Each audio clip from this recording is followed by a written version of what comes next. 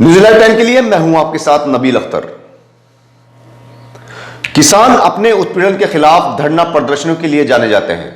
पंजाब और दिल्ली के किसानों पर आंसू गैस के गोले और पानी की बौछारें करने के विरोध में बिजनौर में भारतीय किसान यूनियन ने चक्का जाम कर दिया।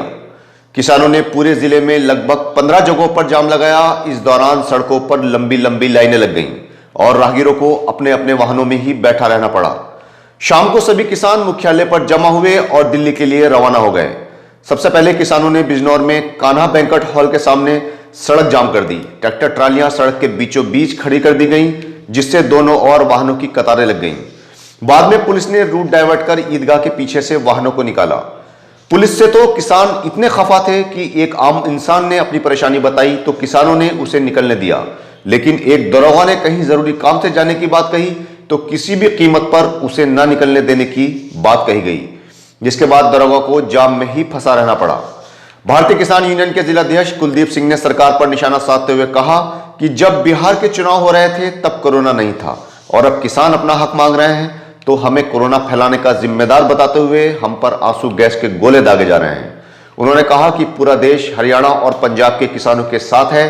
2 बजे किसानों का जाम खत्म हो गया, जिसके बाद दिगंबर सिंह ने किसानों से दिल्ली चलने की बात कही और सभी किसान दिल्ली के लिए निकल गए। जिस युवक की कल झालू बस अड्डे के पास लाश मिली थी उसकी पहचान हो गई है और पुलिस कातिलों की तलाश कर रही है। एसपी का कहना है कि जल्द ही कातिलों को सलाखों के पीछे पहुंचा दिया जाएगा। मरने वाले की पहचान मोहल्ला बड़वान के रहने वाले 23 साल के शिवम उर्फ सोनू के रूप में हुई है।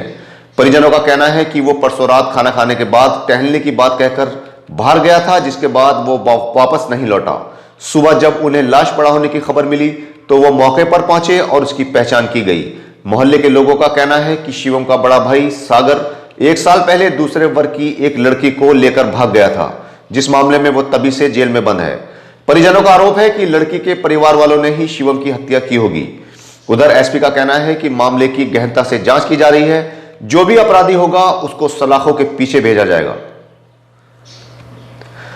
आजकल की दिखावे की दुनिया में लोग दिखावेबाजी में अपनी हैसियत से ज्यादा खर्च कर देते हैं और फिर इतने कर्जदार हो जाते हैं कि उनको अपनी जिंदगी भी बोझ लगने लग जाती है। सिवाना के गांव सफियाबाद के रहने वाले खिलाफत ने कल फांसी लगाकर आत्महत्या कर ली है।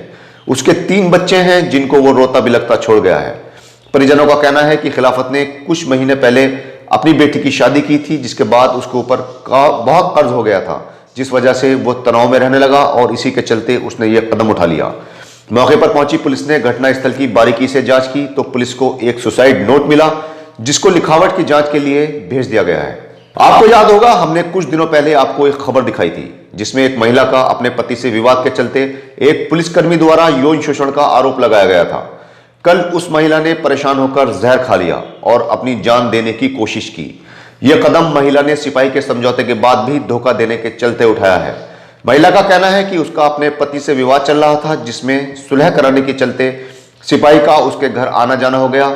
महिला ने आरोप लगाया था कि सिपाही ने उसके साथ दुष्कर्म किया और उसकी बेटी के साथ छेड़छाड़ की, जिसके बाद सिपाही का तबादला मुरादाबाद के लिए हो गया था।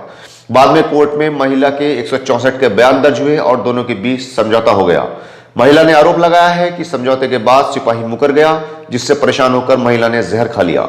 हालत बिगड़ने पर उसे जिला अस्पताल में भर्ती करवाया गया, जहां हालत में सुधार होने पर उसे घर भेज दिया गया है।